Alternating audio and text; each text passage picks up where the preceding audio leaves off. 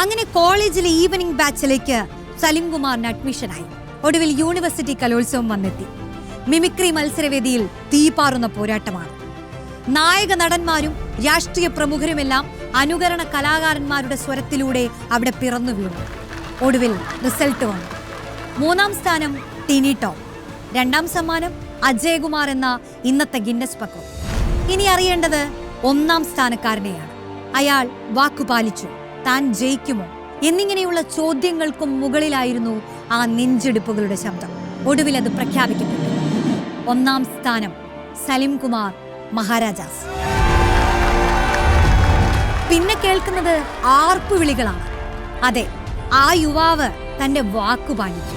ആ വർഷത്തെ മിമിക്രി 1ാം സ്ഥാനം അയാൾ മഹാരാജാസിലേക്ക് എത്തിച്ചു. അടുത്തടുത്ത വർഷങ്ങളിലും ഇത് ആവർത്തിച്ചു.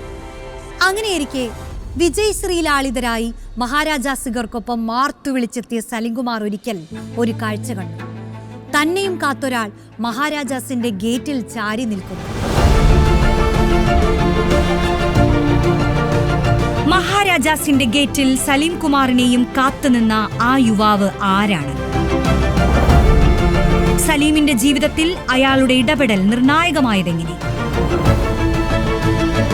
സലീം കുമാറിന്റെ ഉദ്വേഗജനകമായ ജീവിതം കണ്ടറിയാം AI ദൃശ്യമികവിൽ റിപ്പോർട്ടർ സ്റ്റോറീസ് യൂട്യൂബ് ചാനൽ.